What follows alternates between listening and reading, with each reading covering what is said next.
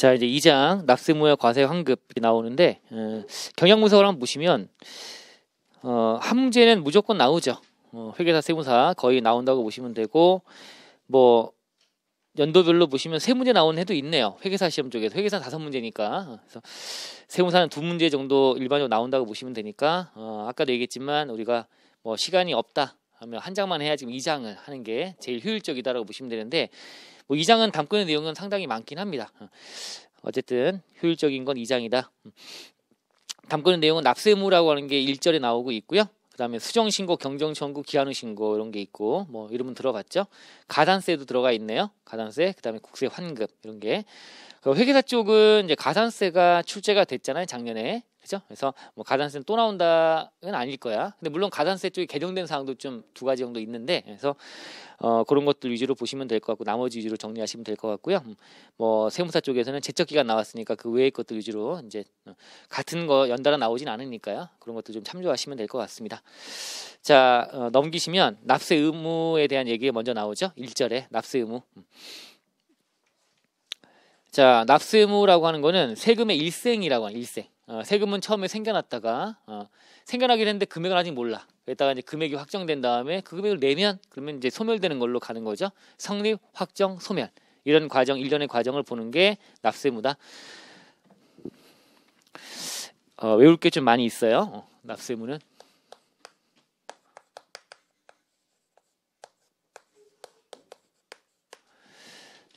자, 한번 그림을 그려보면 납세무는 일단 성립을 먼저 하고요. 그랬다가 이제 확정이 되고 소멸되는 과정을 거치는데, 이때 납세무는 성립한다. 성립은 되게 중요했죠. 아까 우리 소급과세 금지 원칙 할 때 진정 소급인지 뭔지 따질 때 성립된 납세무는 소급해서 입법하면 안 된다. 이런 얘기할 때 성립이 나오고요. 또 내일 이어서 보실 거, 내일 보실 때 뭐 납세무 확장, 누구의 납세무가 누구한테 확장이 돼서 승계가 되거나 여러 가지가 이제 발생하게 되는데, 그때 어떤 국세를 승계받을 거냐, 어떤 국세에 대해 2차 납세금을 질 거냐, 이런 것들 얘기할 때 성립국세라는 것들이 많이 나오기 때문에 성립은 되게 중요하고요. 그러니까 이 자체로도 중요하지만, 이 자체를 물어보는 것도 있지만 사례 판단이나 상황에 들어가서 성립이라는 시점을 이용해 가지고 다른 거랑 지문과 섞여서 나올 수도 있다는 거니까 성립 되게 중요합니다. 자, 근데 먼저 성립이라고 하는 건데, 성립은 이렇게 얘기해요. 아직 금액은 모르는데 이제 세금 내야지라고 하는 거 인지하는 단계에서 추상적으로 납세무가 성립한다라고 해요. 추상적으로 성립한다라고 합니다. 추상적으로. 자, 성립 생겨나긴 맞는데 금액은 아직 몰라요. 자, 그래서 예를 들면 법인세다 그러면 법인세 사업연도별로 세금 내는 거니까 사업연도가 그냥 달력이 1년짜리다라고 한다면 12월 말 딱 되면 내가 납세무가 이제 생겼네. 세금 내야지. 아직 금액은 몰라요. 당기순이익 나와요. 결산 마감 짓고 거기다가 세무조정을 해서 더하기 빼기해서 각사수 금액 나오고 세금 얼마인지를 구해서 내는 거는 3월 말까지 신고하고 납부도 하지 않습니까? 그래서 신고할 때 그때 확정이 될 거야. 그래서 일단은 12월 말 되면 성립은 했다라고 보는 거야. 아직 금액은 모르네요. 그죠? 연말 딱 되면 올해도 잘 살았다. 세금 이제 내겠지? 라고 하면 나오겠지? 라고 하는 거 인지하는 단계. 자, 이걸 이제 세법에서는 아까 우리 봤던 과세요건 있잖아요. 자, 과세요건 사실이 이게 충족되면 성립한다라고 해요. 과세요건이 충족하면 성립한다. 과세요건은 납세무자, 과세 대상, 과세 표준, 그 다음에 세율이라는 게 딱 재료가 만들어지면 그러면 성립했다라고 합니다. 자, 그 성립은 이제 세부적으로 이제 세목별 성립 시기라고 하는 거를 이제 암기를 좀 하셔야 되는 거고요. 좀 이따 훑어보는 걸 할 거고요. 세목별 성립 시기. 자, 어쨌든 성립을 했어. 그 다음에 이제 확정이 돼야 되는 거예요. 이제 확정. 자, 확정은 이제 구체적으로 금액이 얼마인지가 나오는 단계다라고 보시면 돼요. 구체적 확정이라고 그래서 구체적 확정. 구체적으로 확정됐다. 자, 이거는 이제 어떤 단계를 말하는 거냐면 이제 금액이 확정이 돼야 되는 거니까 납세자도 금액을 알고요. 납세자하고 과세관청 서로 간에 납세자와 과세관청이 서로 간에 세액이 얼마인지 금액이 얼마인지 세액을 확인하는 과정이다. 확인되면 그때 확정이 된다라고 하는 거야. 구체적으로 확정이 됐다. 납세자와 과세관청 간에 서로 간의 세액을 확인해야지만 된다. 그러면 서로 금액을 알게 됐을 때 확정이 된다.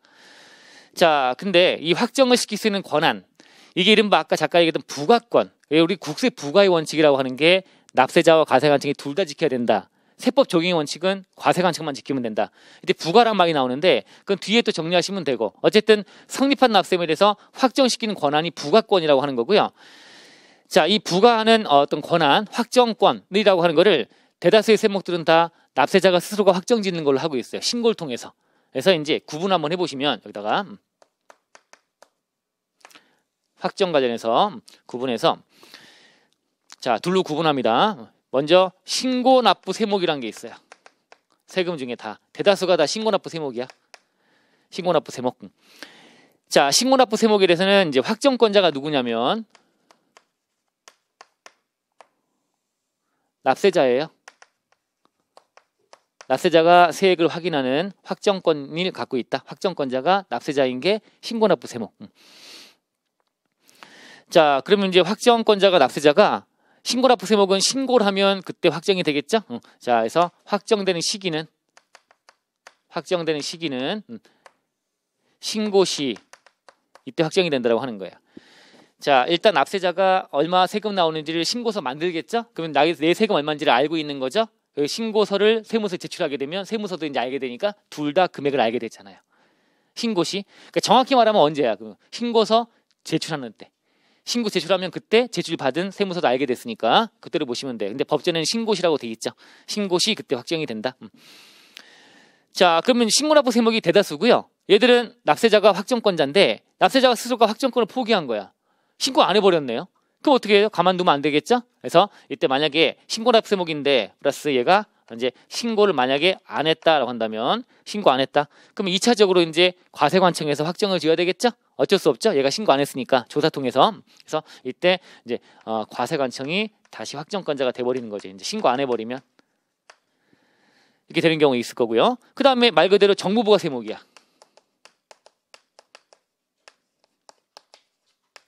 정부에서 세금을 때리는 제도, 정부부가 세목. 당연히 얘는 과세관청이 확정권자가 되겠죠. 이렇게 되겠죠? 자, 그럼 얘는 언제 확정되겠어요? 신고 안 해가지고 과세관청이 확정짓는 경우, 정부부가 세목에 과세관청이 확정짓는 경우는 이제 정부가 세액을 결정하는 때, 그죠? 세액을 결정하는 때 이렇게 돼버리면 이때는 확정 시기가 결정하는 때, 결정할 때 그때 확정이 된다라고 보면 되겠죠. 자, 근데 이건 법전에는 결정하는 때라고 되어 있는데, 세액을 정부가 결정하는 때 이렇게 되어 있는데, 정확히 말한다면 얘도 아까 신고 제출하는 때라고 표현 들어가면 될 거고요. 그리고 결정하는 때는 과세관청은 결정을 했어. 근데 납세자가 알아야죠.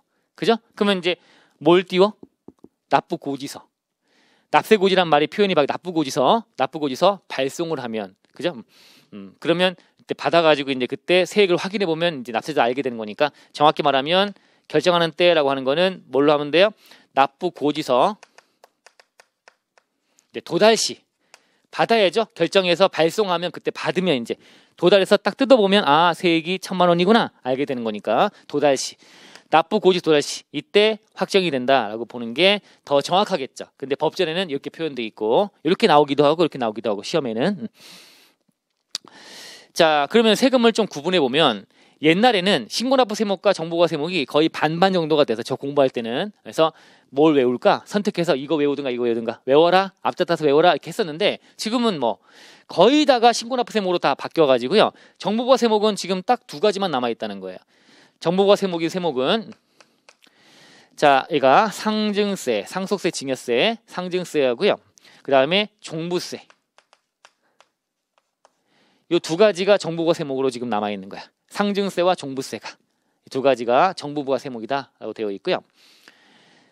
자, 근데 요 두 가지는 약간 특이한 구조를 또 띠고 있어요. 정부부가 세목이긴 하지만 그 안에서 특히 이제 상속세를 먼저 보죠. 상증세 중에 상속세를 한번 얘기해 볼까요?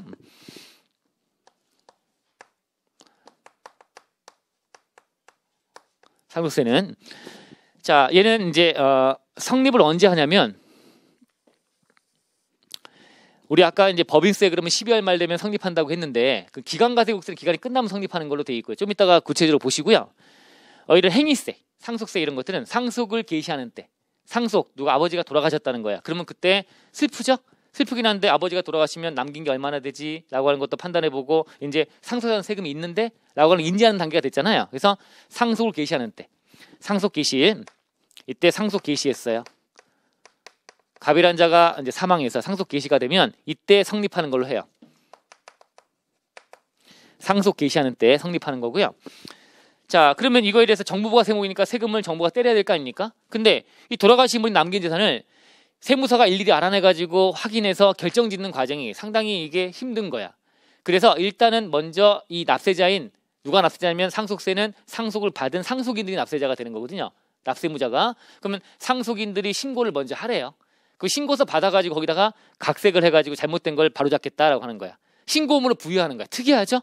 정부부가 세목인데 신고 의무를 또 부여해. 신고하는 국세가 돼 있어요. 그래서 상속세는 상속 개시하면 그 달의 말일로부터 6개월 내 이때 이제 신고하는 거야. 근데 이 신고는 확정권을 갖는 신고가 아니죠. 이때 신고하면 확정되는 것이 아니고 정부가 부과를 해야 되는, 정부부가 세목이니까. 그래서 신고기한 경과 후 이제 다시 9개월 내 과세관청에서 이제 이때 결정을 하는 거야. 결정하는 때 그때 확정이 된다고 보시면 돼. 확정은 이때 되는 거야. 확정이 되는 시기는 이때 확정이 되는데, 확정이 이때 되는데 신고 의무는 또 부여하고 있으니까 약간 특이한 구조를 취하고 있다라고 하는 거예요. 신고 의무가 부여되는 확정, 정부부가 세목이다. 신고하는 의무를 두고 있는 정부부가 세목이다. 이게 관리가 편하니까. 신고 잘해야죠. 그래서 그거에 대해서 다시 확인해보고 네가 신고한 거 그대로 확정을 지을게라고 하는 경우도 있을 거고, 야 이거 빠뜨렸다 야. 그래서 집어넣어갖고 확정 짓는 경우도 있을 거고, 이렇게 절차가 진행된다. 자, 증여세는 참고하시면 증여세는 이제 3개월 내에 신고하는 거고, 증여받으면, 증여세는 증여재산 취득하는 때 성립하는 거야. 증여재산 취득하면 아버지가 이제 아들한테 딸한테 뭔가 부동산을 주거나 하게 되면 증여를 받았죠?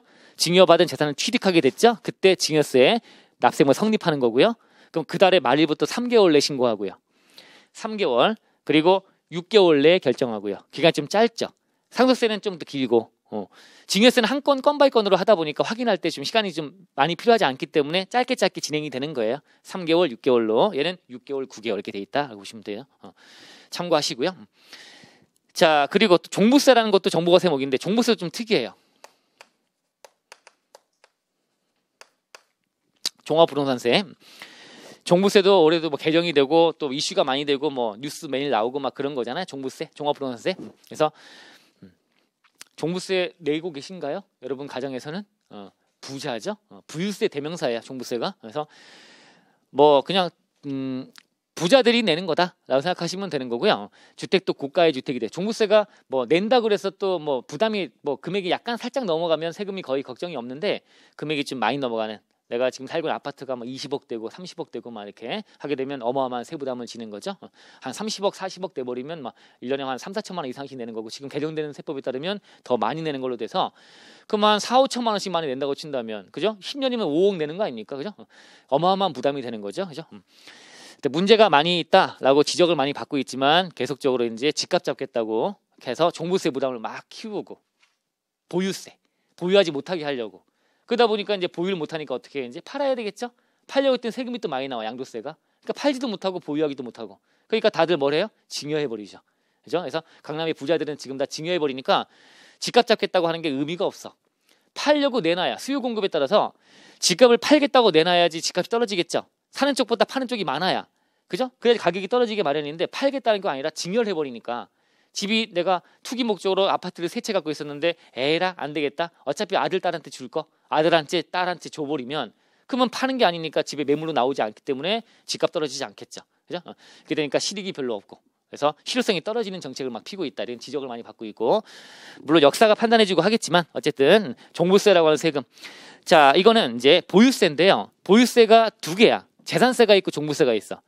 재산세라고 하는 세금이 있고, 재산세는 지방세예요. 지방자치단체가 그 지자체 안에 있는 자산들에 대해서 세금을 걷어가는 거예요. 근데 이제 다 1년 지날 때쯤 돼서 12월 달쯤 돼가지고 이제 전체 전국 각지에 있는 부동산 등을 다 갖고 와서, 전국 각지에 있는 어떤 토지, 전국 각지에 있는 주택 가지고 와서 그놈들을 정산하겠다. 그래서 연말쯤 되면 과세하는 거야. 종부세가 연도 중에 미리 재산세라는 걸 냈다가 종부세를 정산하는 거야. 재산세 낸 거는 또 빼줘요. 빼주고 종부세로 다시 정산하는 개념이 된다. 미리 낸 세금처럼 빼주고 두 개 같이 연동해서. 근데 재산세는 지방세고 종부세는 전국에 있는 걸 한꺼번에 하다 보니까 국세고, 얘는 국세, 재산세는 지방세 이렇게 돼 있는 거예요.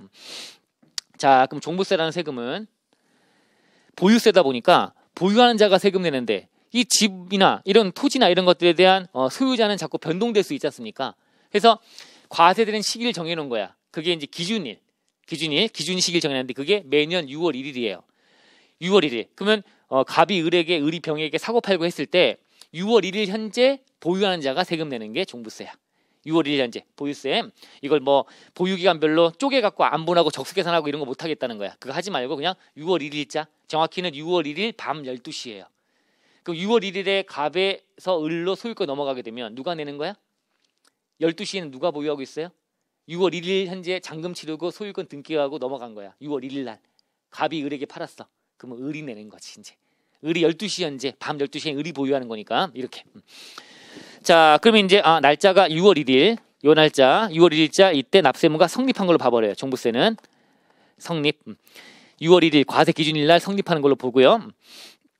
자, 요거에 대해서 이제 정산해가지고 이제 재산세 같은 거 냈던 거 다 정산해가지고 다시금 전국각 재는 걸 다 합쳐가지고 이제 과세관청에서 이거에 대해서 결정할 거야. 정부가 세목이니까. 그래서 납세 고지를 할 거야. 납부고지 할 거야.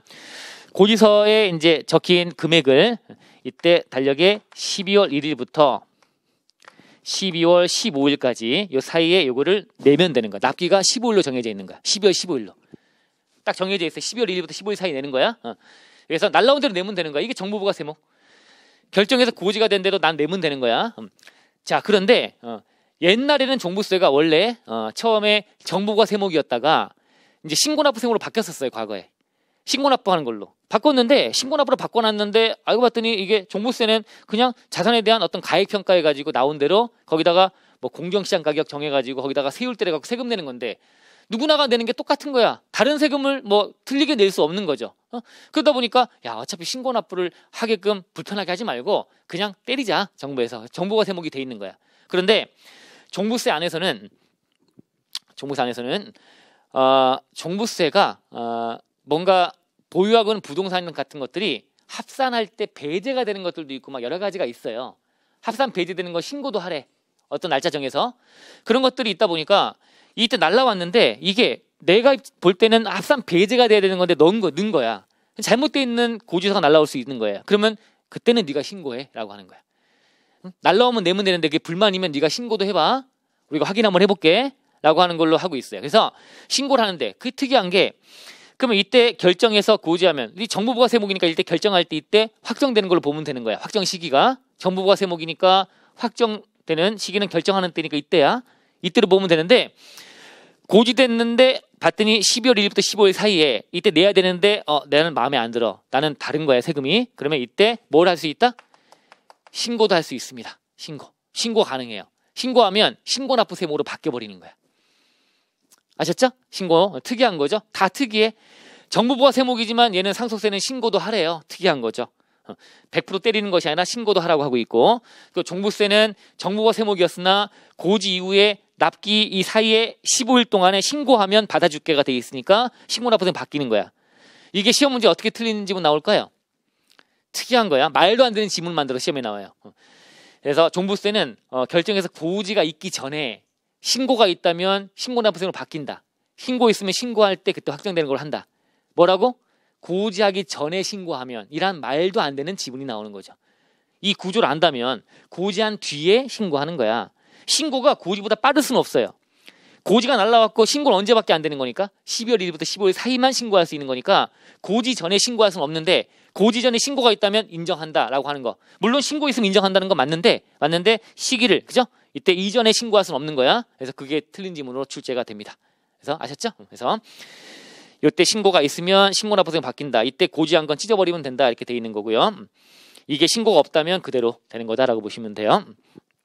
그러면 우리 법에서 나중에 가산세 쪽에 보시면 신고 안 하면 신고기한에 안 하면 신고부상 가산세가 매겨지겠죠? 신고 안 하면 그 가산세가 두 가지야. 무신고 가산세와 과소신고 가산세야. 얘는 무신고 가산세가 있을 수 있어 없어? 종부세는 신고 안 했다고 매기는 가산세가 있을까요? 없죠. 신고 안 하면 어떻게 되니까? 정부부가 세목이니까 그냥 그대로 흘러가는 건데 무슨 가산세야. 근데 얘가 신고를 했네. 근데 그게 과소 신고가 됐어. 그때는 가산세가 매겨지는 거야. 그래서 종부세는 과소 신고에 대한 가산세는 존재하지만 무신고에 대한 가산세는 없다는 거예요. 가산세 쪽에서 강조가 될 내용이야. 그래서 같이 겸사겸사 말씀드린 거고요. 아셨죠? 자, 이렇게 보시면 됩니다. 종부세가 올해 이제 바뀐 내용이, 개정된 내용이 좀 영향을 미칠 수 있는 부분이 이 종부세에 대한 납세무자 관련해서 신탁재산 관련해서 갑이 을에게 신탁을 했어요. 그러면 이 종부세에 부담하는 납세무자는 신탁받은 수탁자가 납세무를 지고 있었어요. 그래서 이걸 장난을 많이 친 거야. 내가 종부세 합산과세가 되면 누진 세율이니까 세부담이 클 것 같으니까 이 법인들도 그렇고 다들 신탁회사에다 신탁해 놓은 거야. 신탁해버리면 그거는 빠지니까. 신탁받은 수탁자가 납세물 지는 거니까. 그래서 이제 올해 세법을 바꿔가지고 누가 내는 걸로? 이제 위탁자인 신탁자가 내는 걸로 바꿔버린 거예요. 수탁자가 내지 않고 위탁자가 다 내는 거 합산해서 이렇게 제도를 바꿔서 합리적이죠? 장난을 많이 쳤던 거야. 신탁을 해버리면 신탁회사, 신탁받은 수탁자인 걔가 납세물 지는 거니까 신탁자 건데도 불구하고 신탁해놨는데 소유권은 신탁자 거고 그냥 등기만 신탁회사 넘겨놓은 것 뿐인데 수탁자인 신탁회사가 내다 보니까 세금을 아니다 다시 위탁자가 내는 걸로 바꿔버린 겁니다. 여러분 신탁재산 과세하는 거 법인과 신탁자 이런 거 들어보셨죠? 개정세법에서. 그죠? 그래서 우리 부가세 할 때 부가세는 영향이 많이 없지만 이제 내년부터 시행이 되는 거니까 법인세 할 때는 개정사항으로 중요하게 보실 게 법인과세 신탁재산 신탁했을 때 이거에 대한 납세무자 이런 것들에 대한 규정이 정비가 됐습니다. 그래서 그런 것들이 이제 좀 공부하고 하셔야 되는 게 분명히 있어요. 개정세법 들으시면 돼요. 자, 이게 있고, 자, 종부세는 그런 얘기 이제 잠깐 들어보신 걸 해야 뒤쪽에 다른 얘기할 때 좀 뭔가 연결되는 부분이 있으니까 먼저 말씀을 좀 드려본 거고, 어차피 그린 김에.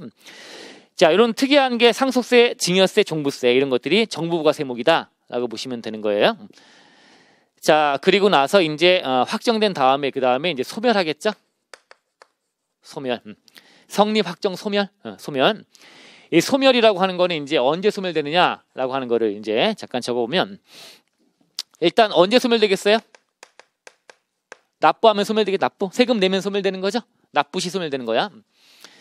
그 다음에 얘는 세금을 지금 1,000만 원만큼 내야 되는데 환급받을 금액이 1,000만 원만큼 있는 거야. 그러면 퉁칠 수가 있어요.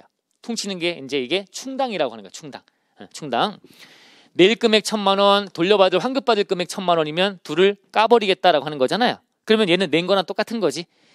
내고 받는 거 안 하고 그냥 안 내고 안 받겠다는 거니까 환급받을 금액과 퉁치는 거니까 결국 납부가 된 거야. 이것도 납부 또는 충당 이 두 가지가 대표적인 소멸 사유다. 납부 또는 충당.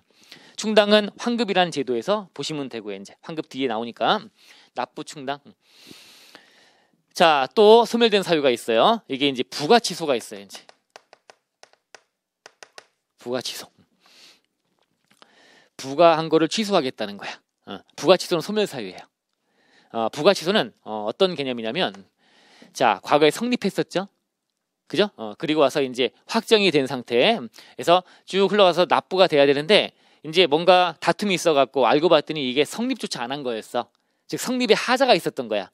성립의 하자. 부가취소는 성립 자체 하자가 있었다. 성립하지 않았던 거야. 하자로 소급해서 얘가 소멸돼 버리는 거야. 성립 당시로 가서 성립 안 했다가 돼버리는 거니까 납세의무는 소멸되는 거죠. 성립조차 안 했던 거야. 잘못됐던 거야. 성립의 하자가 있었다. 그래서 소급해서 소멸시킨 거 부가취소가 됐다. 더 이상 납세의무를 질 필요가 없는 거죠. 세금은 없어진 거야. 그런데 요놈과 비교해서 잘 나오는 거 부가취소랑 비교해서 자, 부가철회가 있고요. 그 다음에 결손처분이라는 게 있어요.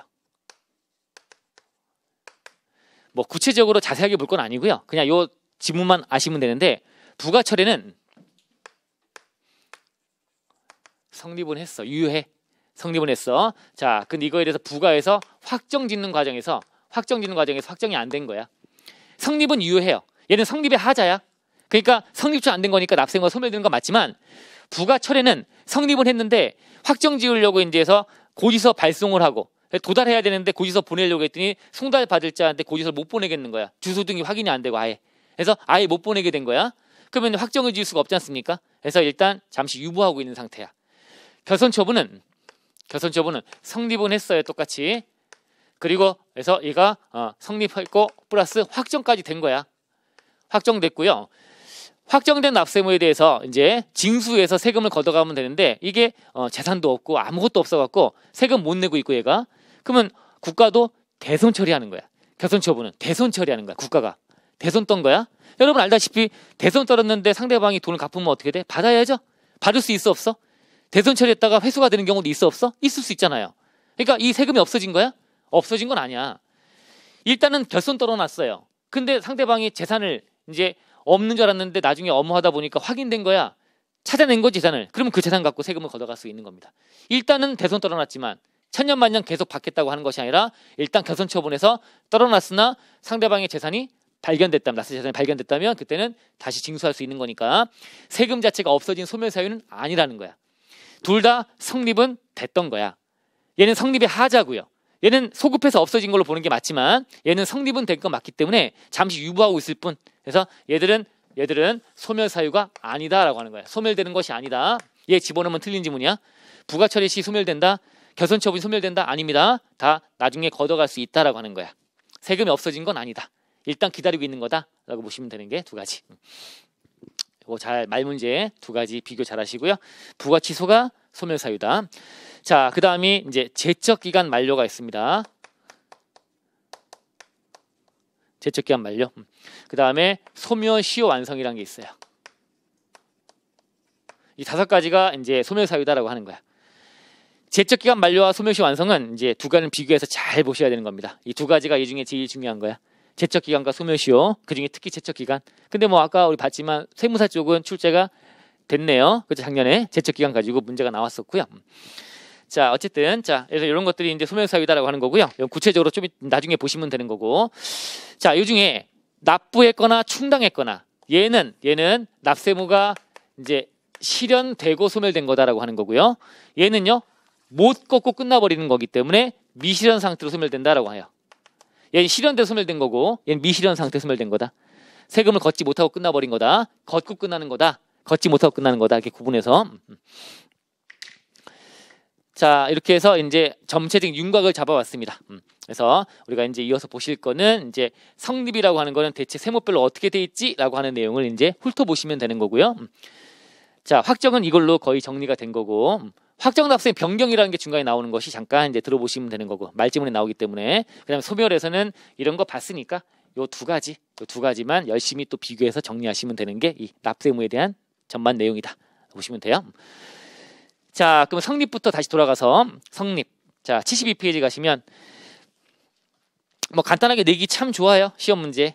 성립. 그래서 우리가 또 박스에 나와 있는 거 암기를 좀 많이 하셔야 돼. 자, 나 그래서 성립. 성립하는 시기는 세목별로 언제지? 라고 하는 거예요. 추상적으로 성립하는 시점 언제지? 첫 번째, 기간이 정해진 국세는 기간이 끝나는 때로 돼 있죠? 법소부야. 다 기간과세 국세잖아요. 기간별로 과세하는 거다 보니까 기간이 끝날 때가 되면 그때 성립했지가 되는 거야. 아직 금액은 모르지만 기간이 끝나는 때라고 법소부 기간이 끝나는 때. 그 다음에 특정 행위에 부과하는 국세가 나오네요. 거기 상속세는 아까 얘기했지만 상속 개시하는 때 아버지가 돌아가시면 그때 성립하는 거다. 증여는요. 증여 재산 취득하는 때가 돼 있네요. 파란 글씨로 강조가 돼 있네요. 장난을 많이 치니까. 자, 증여라고 하는 거는요. 아버지가 딸한테 증여하는 거야. 아버지가 딸한테. 자, 근데 민법에 따르면 증여는 계약이래요. 증여 계약이라는 거, 계약. 그래서 아버지가 딸한테 내가 건물 갖고 있는 거 너한테 줄래? 줄 거야. 너 받을래? 청약을 넣고요. 딸이 오케이 받을래요? 라고 승낙을 해야 그게 증여래. 민법에선 그래요. 그럼 그렇게 해서 민법대로만 세금을 걷어가면 누가 세금 내겠습니까? 아버지가 딸한테 청약을 넣고 딸이 승낙을 해야지만 된대. 계약관계로 보는 거야. 증여계약관계로. 이 계약관계로만 본다면 다 세금을 피해갈 겁니다. 아무도 청약 승낙을 하지 않을 거기 때문에. 민법은 그렇게 돼 있는데 세법에서는 증여세가 완전하게 포괄적으로 가 있어요. 갑이 을에게 뭔가 명시적으로 증여 행위를 했다. 그건 당연한 거고, 그게 아니라 하더라도 아까 봤던 증여 추정이란 것도 있었고요. 아버지가 딸한테 양도했다고 하지만 그 배우자 지켜주면서 그 양도는 증여로 추정하겠다. 어떻게 말이 되느냐? 어떻게 팔았니? 준 거지. 이렇게 추정도 있고요. 그 다음에 의제라는 것도 있어. 일감 몰아주기니 뭐 이런 거. 의제도 있고 예시도 있고요. 그래서 뭔가 갑이 을에게 증여하는 행위는 포괄적으로 갑에게서 을로 넘어간 것도 되지만 갑의 기여에 따라서 을이 이득을 본 거나 모든 거, 갑이 일감 몰아줘가지고 이득을 본 것도 다 징여로 보겠다. 완전 포괄주의야. 그렇게 넓게 본다면 그렇게 보면 안 되는 거죠. 그래서 언제라고 하는 거야? 성립 시기는 어쨌든 결론적으로 징여에 통해서 재산을 취득하게 되면 그때 징여로 보겠다는 거야. 뭘로 바꿔치기? 징여 계약일 이렇게 바꿔치기 하면 틀린 거야. 징여 계약일이 아니야. 계약관계로만 보지 않기 때문에 세법은 더 폭넓게 보기 때문에 징여라고 하는 거를 아시겠죠? 어디까지도 징여로 보냐면 타인 기여에 따라 내 재산 가치가 증가한 거. 아버지가 나한테 뭐 주식을 징여해 줬네. 징여했는데 나중에 주식이 5년에 상장이 돼 버렸네. 상장되면 상장 이익 보잖아요. 그것도 징여로 봐버려요. 아버지가 나한테 땅을 좀 줬어. 10,000평. 한 평당 10,000원짜리야. 10,000평이야. 10,000원에 10,000평이니까 1억이네. 그것도 크네. 1억짜리 땅을 징여받은 거야. 징여했는데 갑자기 아버지가 돈이 많아가지고 10,000평 정도 징여해 준 다음에 그 옆에다가 갑자기 백화점 만들고 오락시설 만들고 하다 보니까 도로도 높이고 막 하다 보니까 땅값이 한 평당 10,000원이었는데 한 평당 100만 원 돼버렸어요. 이것도 징여로 봐버립니다. 타인 기여에 따라 재산 가치가 증가한 거. 진짜 포괄주의지 완전히. 그래서 이렇게 가버리다 보니까 징여는 폭넓어. 그래서 징여 재산 취득하는 대로 하고 있습니다. 성립 시기를. 징여 계약일이 아닙니다. 포괄적이다. 어쨌든 암기. 자, 상속증여세 받고요. 개별 소비세나 주세 같은 것들, 이런 것도 소비세인데 이런 것들은 오른쪽에 성립 시기가 특히 개별 소비세가 좀 복잡한데요. 과세 물품 이런 것들을 반출할 때 과세가 된다. 개별 소비세가 물품, 고급 물품 같은 것들, 고급 시계나 이런 것들이 반출될 때, 주세 같은 것도 이제 주류 제조를 해가지고 이제 반출될 때 그때 과세가 되거든요. 반출 나갈 때 반출과세, 출고과세라고 부르기도 하는데 출고될 때, 술이 출고가 될 때 그때 과세하고 있고요. 그래서 반출 또는 출고될 때 이런 것들이 다 그때그때 어떤 행위세이기 때문에 그때그때를 성립한 시기로 보는 거야. 어떤 과세 장소 입장 행위, 과세되는 장소 입장할 때, 뭐 카지노에 들어갈 때, 골프장에 들어갈 때 입장할 때 한 명 한 명당 세금 내는 거, 입장할 때 그때가 성립하는 걸로 보는 거예요. 그래서 이런 것들이 돼 있고 너무 구체적으로 외울 것까지는 아니야. 그래서 이런 것들이 이제 있구나. 근데 거기 다만 나와 있는 거, 다만 수입 물품의 경우는 나와 있는 거, 요거는 다만 동그라미 쳐놓으세요. 다만 수입 물품은 좀 다르게 취급하고 있어요. 요거 좀 이따가 보시고 수입 물품. 자, 그다음에 인지세. 인지세는 과세 문서 작성할 때 이때 성립한 걸로 봅니다. 인지세는 문서세라고 부르는 게 맞아. 원래 문서세, 문서 하나당 세금 내는 건데 우리가 과세 문서가 뭐냐면 어떤 권리나 이런 것들이 창설하거나 권리를 만들거나 권리가 이전되거나 할 때 국가에다가 얘기해서 이제 국가로부터 권리 이전이나 이런 것들을 이제 확인받는 거야. 권리가 갑에게서 을로, 권리가 또 갑에게 만들어졌다, 이런 것들을 문서 만들어서 제출하게 되면 그래, 네 권리가 맞다라고 국가가 인정해 주는 거야. 그런 행정 서비스를 제공해 주는 거야. 그에 대한 수수료로 내는 것이 인지세예요.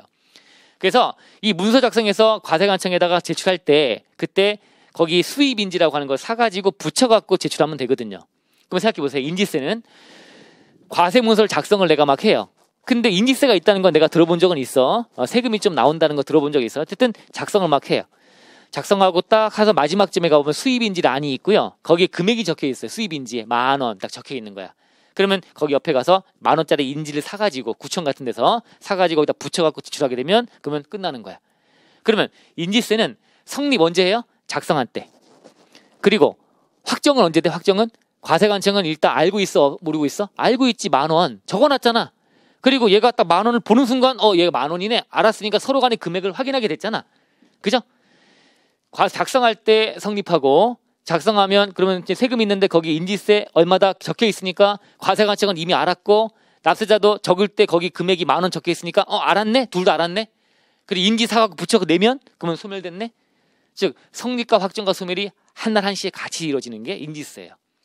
아셨죠? 인지세는 성립, 확정, 소멸이 같이 된다.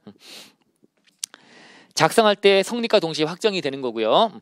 자, 그리고 인지 붙여갖고 내게 되면 이제 소멸되게 되는 거죠. 물론 이제 작성한 다음에 아예 오늘은 사람 많네, 내일 와서 내야지라고 한다면 다음날 낼 수 있으니까 달라질 수 있겠지만 일반적으로는 그날 내겠죠. 그죠? 납부하게 붙여서 내게 되면. 자, 증권거래세는 매매거래 확정되는 때, 이렇게 이런 것들도 외워놓으세요. 매매거래 확정되는 때, 증권거래세는 매매거래 확정되는 때. 그 다음에 이제 보유세 3번이 종부세 언제 성립한다고 그랬지 아까? 6월 1일. 과세 기준일 6월 1일 이때 다 어떤 재산에 대한 보유세들은 다 재산세든 종부세든 다 6월 1일 그 날짜에 성립하는 걸로 본다. 자, 그 다음에 4번은 본세에 부과하여 징수하는 국세. 썰택스, 부가세 세금에 빌붙는 거. 대표 중에 교육세, 농특세가 어떤 세금에 빌붙는 거야. 자, 그러면 얘는 독자적으로 자기 세원이 있지 않고 독립적이지 않고 부과되는 세금이니까 해당 그 본세라고 하는 세금이 성립할 때 같이 성립하는 걸 보는 거야. 어떤 세금의 몇 프로만큼 붙어내는 거니까. 아시겠죠? 그래서 본세가 성립할 때 같이 한다. 교육세가, 농특세가 그렇죠? 근데 교육세는 부가세 성격을 갖고 있는 게 일반적이지만 특이하게 금융보험업자가 수익금액, 자기 수익금액에 부과되는 교육세가 있어. 이거는 독립세야. 부가세가 아니라 어떤 세금에 빌붙는 게 아니라 자기만의 세원이 존재하는 경우가 있어요. 교육세가. 자, 그래서 그 교육세가 그런 경우라면 다만 금융보험업자 수익금액에 부과되는 교육세는 어떤 기간 동안의 수익금액에다가 세금 때리는 거니까 기간이 끝나는 때, 종료할 때 같이 성립하는 걸 하겠죠? 기간이 끝나는 때 맨 위에 기간과세국세처럼 돼버리는 거야. 금융보험업자의 수익금액에 부과되는 교육세. 중요합니다, 이거. 잘 나옵니다. 금융보험업자의 수익금액에 부과되는 교육세는 얘는 기간이 끝나는 때, 종료할 때 성립하는 걸로 한다. 그게 아닌 어떤 세금에 빌붙는 교육세라고 한다면 해당 그 빌붙는 그 세금이 성립할 때 같이 성립하는 걸로 한다. 이게 돼 있죠? 자, 됐고요. 자, 그 다음 밑으로 가면 가산세가 나오네. 가산세가 성립하는 시기는 제 맨 밑으로 가보시면 그 밖에 가산세, 우리가 중요하게 보는 가산세가 아닌 것들. 가산세는 원래 뭐라 그랬지 아까? 행정벌이야. 뭔가 과태료 같은 건데 얘가 별도로 행정벌을 따로 매기지 않고 해당 국세에 포함해 갖고 징수한다고 그랬습니다. 그래서 가산세가 우리 계산구조에 들어가 있다고 했습니다. 그래서 이 가산세 역시 맨 밑에 4번이 원래 그래서 옛날부터 가산할 해당 국세에 성립할 때 같이 하는 걸로 보자. 근데 사실은 가산세는 왜 매겨지는 거야? 의무를 다하지 않으니까 매겨지는 거 아닙니까? 근데 해당 국 성립할 때 같이 한대. 이게 되게 웃겼던 거야. 옛날에는 그냥 이렇게 돼 있었어. 약간 어색한데 라고 하는데 그냥 그렇게 했었어. 그럼 생각해 보세요. 법인세 언제 성립합니까? 법인세 12월 말에 성립하는 거 아니에요? 기간 끝날 때 성립하는 거니까 12월 말에 성립하는 거야, 법인세가. 근데 신고 언제 하는 거야? 3월 말까지 하는 거 아닙니까? 3개월 내에 하는 거니까 3월 말까지 신고하는데 신고 안 하면 뭐가 붙어? 신고부상 가산세가 묻는 거야, 그죠? 그러면 얘가 12월 말에 난 법인세 3월 말까지 신고 안 해야지 라고 한다면 그때 성립하는 걸로 보면 낫겠지만 3월 말 돼서 신고 안 하면 그때 매기는 건데 그 신고부상 가산세를 12월 말에 성립할 때 같이 하는 걸로 보재. 그게 되게 웃겼던 거잖아요. 그죠? 12월 말에 얘가 법인세 신고를 안 할지 어떻게 알아? 자기가 신고할지 신고 안 할지, 그죠? 그래서 그때 같이 성립하는 건 되게 문제가 있지만 어차피 가산세는 해당 국세에 포함해서 같이 걷는 거니까 같이 성립하는 걸로 그냥 보자. 이렇게 해왔던 건데, 근데 이제 이게 가상등과 가산세가 통합되면서 납부지연 가산세가 나오고 등등 하다 보니까 이제 복잡하게 바뀌다 보니까 성립하는 시점도 정확히 해야 되겠다. 그래서 이제 규정이 들어오게 된 거죠. 그죠? 그래서 그 위에 4번 말고 일반 무신고와 또 뭐 이런 거 신고불성실과 납부지연, 원천징수 등 납부지연 이름이 바뀌었습니다. 원천징수 불성실이 원천징수 등 납부지연 가산세로 바뀌었어, 이름이. 그래서 요것들은 성립하는 시기를 별도로 규정을 두게 된 거죠, 이제. 성립한 시기. 자, 잘 이해하시면 되는 거니까 뭐 아시는 분은 아시겠지만 잠깐 제가 그림을 한번 그려볼게요.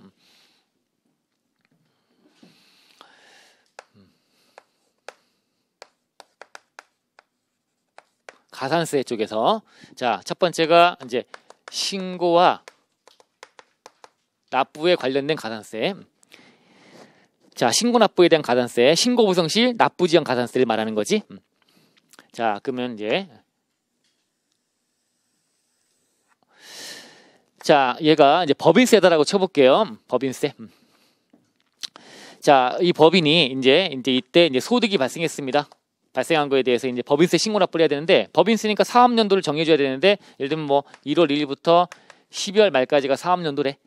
그럼 이제 끝나면 3개월 내 신고하는 거니까 3월 말까지, 이때까지 이제 신고 납부를 해야 되는 거죠. 3월 31일까지 신고 납부를 해야 되는 거야. 자, 근데 안 했으니까 가산세가 매겨지는 게 아니겠습니까? 신고 납부를 안 한 거야. 자, 그럼 어떤 가산세가 먼저 매겨져요? 먼저 신고 불성실 가산세가 먼저 매겨집니다.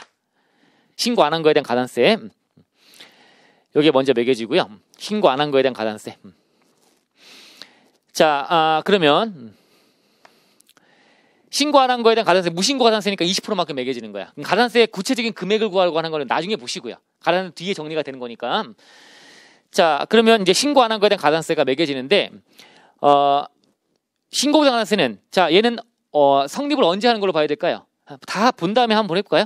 자, 만약에 신고 납부 이때 안 했어. 그럼 절차 어떻게 진행될까요? 절차가? 신고를 안 했어. 납부도 안 하고. 그럼 과세관청이 가만히 있으면 안 되는 거죠? 무신고자니까 이때 조사를 통해 갖고 얘한테 뭘 할까요? 납부 고지를 할 거야. 이때 고지가 있을 거야. 납부 고지. 고지서에 보면 납기가 정해져 있을 거야. 납부 기한이 고지서에 납기가 정해져 있어요. 자, 그 다음에 쭉 지나가지고 이제 이때 만약에 나중에 이때까지 안 내고요. 쭉 지나 이때 납부를 만약에 했다면 신고 납부 안 한 자가 이제 날라왔어. 고지서가 납기가 정해져 안 냈어. 그리고 나중에 한참 있다 납부를 했다면 이제 자, 이때 신고 안 한 거에 대한 가산세는 이때 신고 기한에 안 했으니까 바로 붙는 거죠. 이제 신고 보상 시 가산세가 매겨져요. 가산세가 요게 이제 무신고 가산세가 매겨집니다. 신고 안 한 거에 대해서 무신고 가산세가 이제 매겨지는 거고요. 요게 20%다 정도로 이제 메모만 하시면 될 것 같고요. 나중에 구체적으로 또 나오니까. 자, 그 다음에 이제 납부 지연 가산세가 또 매겨집니다.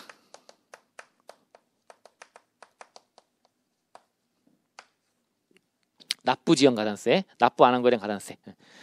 요게 이제 두 가지가 매겨지는데 납부 지연 가산세가 1번, 그 다음에 2번 이렇게 매겨지는데요.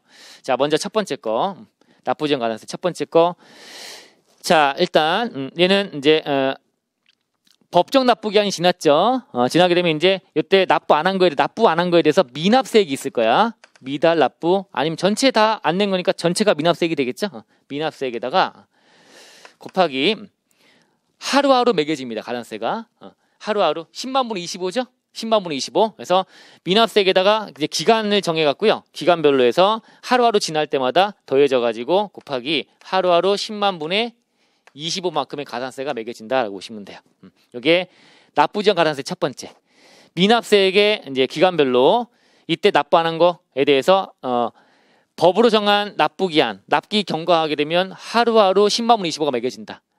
근데 이게 원래 가산세가 있었고 가산금이 있었고 가산금은 이제 고지서에 납기가 안 내면 이때 가산금이 붙었어요. 근데 가산금, 가산세가 지금 현재 통합이 돼 있어요. 그럼 여러분 통합된 걸로 공부했으니까 그대로 이제 반영하시면 돼요. 그래서 이때 납부 지연 가산세가 하루하루 붙는 것이 기간 한번 말해보면 이게 A라고 놓고요. 이때부터 이때까지를 고지일까지를 그 다음에 고지에서 납기까지를 이거 B라고 놓고요. 그 다음에 이거 C라고 한번 놔보면 A, B, C. 자, 원래 옛날부터 가산세는 이때까지 매기는 건 맞아요. A. 근데 가산금이 이제 또 옛날에 붙을 때 고지서에 이 고지하고 납기까지 B라는 기간에는 가산세가 안 매겨졌어요. 그래서 통합되는 과정에서 B를 빼버리는 거야. B를 빼버리고 A하고 C의 기간에 대한 것만 매기는 거야. 그래서 이 기간이 어떻게 돼요? A하고 C만 들어가는 거야. A, C. 이때 고지일까지 자 들어가고 자 초일 불산입 말일 산입이 되는 거니까 고지일까지는 매겨지는 거 고지일 다음 날부터 납기까지는 안 매겨지는 걸로 돼 있어요. 정확히는 그런데 어쨌든 뭐 그래서 A하고 C다 정도의 느낌 가지시면 돼요. 이 기간에 대한 10만 분의 25를 매긴다라고 보시면 되고요. 자, 그 다음에 또 두 번째. 자, 이때 고지서에 납기까지 안 내면요. 바로 체납가산세다. 이때 체납이란 말을 쓰고 있거든요. 체납은 신고 납부 3월 말까지 해야 되는데 안 하면 체납이다 이렇게 말을 쓰지 않고요. 체납은 고지서 띄웠는데 그때까지 안 내면 체납이야. 이때 체납이 됐고 이때 붙는 체납가산세라게 붙어요. 이게 별도로 또 붙어요. 이게 미납세액에 곱하기 이제 3%만큼 붙어요. 미납세액에 3%가 붙어요. 자, 이건 언제 매겨지는 거냐? 미납세액 3%는 고지서에 따른 납기까지 납부하지 않으면 매겨지는 거야. 고지서에 따른 납기까지 안 내면 이때까지 안 내면 이 다음날 이제 매겨지는 걸로 보면 되겠죠. 고지 납기까지 안 내면 아셨죠? 고지서에 납기까지 안 내면 납부 지연 가산세 중에 체납가산세라고 하는 3%가 붙는다. 아셨죠? 그래서 이 두 가지를 더해갖고 1 더하기 2 해가지고 납부지연 가산세가 매겨지는 거야. 다시 자 신고 안 했어요. 신고 부성실 납부 안 했네요. 그럼 하루하루 10만 분의 25부터 나가는 거야. A 기간 근데 B는 건너뛰고 안 매겨. 그리고 또 10만분의 25 매겨지는 거야. 그리고 이때 납기까지 안 낸 거에 대한 괘씸한 거에 대해서 3%만큼 또 별도로 붙는다라고 보시면 되겠죠. 그래서 이 3% 붙는 것과 여기 C2 기간에 대한 것이 예전에는 가산금이었어요. 지금은 가산금이 없어졌고요. 같이 통합되는 걸로 돼 있고 바뀌었고. 그래서 자, 그러다 보니까 자, 예전에 이때 요 납기를 안 내 갖고 붙는 이 C라는 기간에 가산금이 붙을 때 그때 존재하던 규정이 가산 통합되면서 같이 따라왔거든요.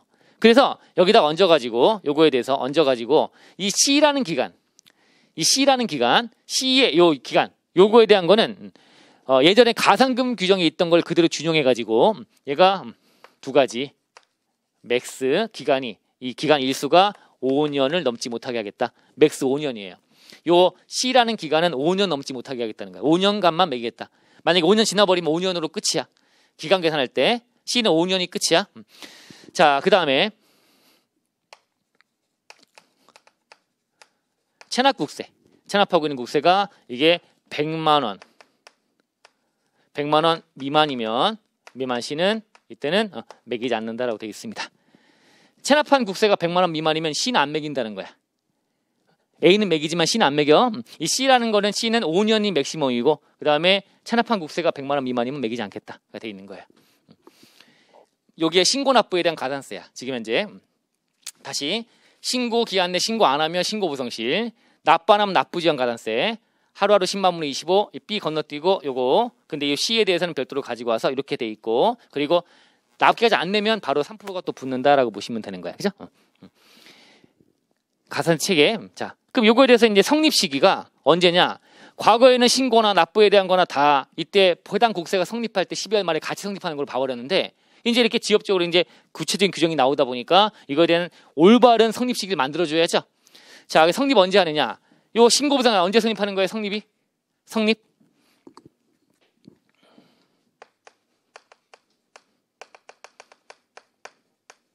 법정 신고기한 경과한 때. 요때 성립하는 거야. 신고부성실은. 법정 신고기한이 3월 말이잖아요. 그 기간 지나면 신고 안 한 거니까 가산세 매긴다. 그때 성립하는 걸로. 의무를 다하지 않은 거에 대한 제재. 신고 왜 안 했니? 기한 지나버렸잖아. 그럼 너는 가산세가 매겨지는 거야. 성립한다라고 보는 거죠. 이게 맞죠? 그 다음에 납부지연 가산 중에 미납세액이 하루하루 붙어나가는 거 10만분의 25. 얘는 언제 성립하는 거야? 얘는 성립이 요거에 대해서 이렇게 매기는 거. 요거에 대한 성립 언제 한다? 요거는 법으로 정한 법정 납부기한.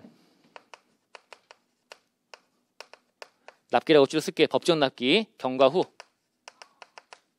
법정 납기가 3월 말까지인데 지나면 하루하루 10만분의 25. 법정 납기 경과 후 1일마다 하루하루마다 1일마다 그 날이 경과하는 때. 이때 성립하는 걸로 하고 있죠. 법정 납기 경과 후 1일마다 하루하루마다 그 날이 경과하는 때 성립하는 걸로 한다. 아셨죠? 그래서 성립 시기. 자, 그 다음에 3% 붙는 거 이때 붙는 거는 요때는 안 붙잖아요. 고지서에 납기까지 안 내면 붙는 거잖아요. 그죠? 그럼 얘는 언제 성립한다고 보는 게 맞아? 요거 2번에 대해서 이게 붙는 거. 요거는 고지서에 따른 납기까지 안 내면 붙는 거니까 고지 납기 경과한 때 이렇게 되어 있는 거죠. 고지서에 따른 고지 납기 경과하는 때, 요때 경과하면 이때 이제 성립한다고 보는 거야. 아셨죠? 이렇게 돼 있다. 신고 납부에 대한 거. 자, 여기 좁은데 여기다가 한번 해볼까요? 또 두 번째. 원천징수 등 이름이 납부지연 가산세로 바뀌었어요. 원천징수 납부지연 가산세. 원천징수 안 한 거지? 안 한 거에 대해서 이제 납부 안 한 거에 대한 가산세. 원천징수 등 납부지연 가산세. 요건 납부지연 가산세만 존재하는 거죠. 원천징수 등 납부지연 가산세. 자, 요거는 신고는 없고 납부에 대한 건 매겨지는데, 예를 들면 이제 원천징수는 이제 지급하면 지급한 달에 다음 달 10일에 납부하는 거니까, 그죠? 그럼 얘가 이제 예를 들면 3월 달이래. 3월 달에 이제 이때 지급을 했어. 지급하면 좀 이따가 보시면 이 원천징수하는 이 국세들은 다 지급할 때 성립하는 걸로 해요. 성립을 때 했고요. 좀 이따가 정리해 보시면 지급을 성립을 했어요. 성립한 다음에 다음에 다음 달 10일까지 납부를 해야 되는 거야. 4월 10일까지. 지급한 거에 대해서 지급한 거 원천 징수를 해서 요거를 다음 달 10일 납부를 해야 되는 거야. 근데 납부를 안 해버렸네요. 그죠? 그럼 이 가산세가 매겨지는 거잖아요. 원천 징수 납부를 안 하면 다음 달 10일까지 안 하면 가산세가 매겨지는 거야. 자, 이때 가산세가 이제 1, 2 두 개 더해갖고 매겨지는 거야. 1 더하기. 자, 1번은 얘는 특이하게도 이때까지 안 내면 바로 다음날 3%가 먼저 붙어버려요. 그래서 이게 이제 이때 납부 안 한 미납세액에다가 곱하기 이제 3%가 먼저 붙어버리죠. 이게 센 거야. 그래서 원천 징수를 이행하지 않으면 회사 입장에서 직원들 월급 줄 때 세금 떼고 다음 달 10일 내는 거 있잖아요. 그거 안 해버리면 다음 달 10일 넘어버리면 바로 3%가 먼저 붙어버리니까 되게 센 거죠. 다른 것들은 그냥 하루하루 붙어 나가다가 고지 날라오면 고지서에 납기를 안 내면 이때 3%가 붙는 건데 원천 징수는 더 세게 이때까지 안 내면 무조건 3%가 먼저 붙는다라고 보시면 되겠죠. 3%가 먼저 붙고요. 그 다음에 두 번째가 하루하루 또 붙는 거예요. 이제 미납세에다가 또 기간 계산해갖고 붙어 나가는데 기간에서 하루하루 또 10만 분의 25가 붙어 나가는 거야. 자, 그런데 얘가 자 납부 안 하면 이때도 세무서는 어떻게 할까요? 이때 고지할 거고요. 또 납기 정할 거고요. 안 내고 있다가 이때 납부했다. 또 이렇게 이어질 거야. 그럼 기간을 또 A, B, C라는 기간을 또 만들어 보면 자, 이 기간도 역시 뭐예요? A하고 C의 기간이겠죠. AC 기간. 자, A 시간이 매겨지는 거고요. 이때 또 똑같이 이것도 요 C라는 기간에 대해서는 예전에 가상금이었으니까 똑같이 가지고 와서 얘도 역시 자, C에 대해서는 맥스 몇 년? 5년 넘지 못하게 하겠다고 들어가 있고 자, 그리고 체납한 국세가 100만 원 미만이면 이때는 매기지 않는다고 되어 있고 똑같아요. 얘랑 똑같이 같이 정리하시면 되는 거야. 같아요. 3%가 이때 붙느냐 이때 붙느냐의 차이지. 납부자 가산세 안에서 그 차이만 좀 주자고 나머지는 같다고 보시면 되는 거고요. 자, 그런데 얘가 두 가지가 이제 와서 이게 과거에 이제 한도가 이제 적용되던 게 남아 있고요. 지금 또 새로운 한도가 있고요. 뭐냐면 이 원천 징수 납부지원 가산세는 과거에 이때까지 안 내면 납기가 안 내면 이때 붙는 3% 이때 뭐 이거는 여튼 3% 붙는 거 맞는데 어쨌든 요 기간 뒤에 붙는 요놈에 대해서는 이제 가상금이 붙었고 그 다음에 여기까지는 이제 가산세가 붙었단 말이에요. 그러면 예전에 원천 징수 안 한 거에 대한 가산세는 이때 3% 붙고 그 다음에 요거 이때까지 고지할 때까지 요것만 가지고 와서 미납세액의 10%가 한도였어요. 그리고 지금은 여기까지 합쳐가지고 50% 한도야. 한도가 이제 두 개인 거죠. 이제 어떻게 보면 두 가지가 지금 존재하는 거야. 그래서 한도가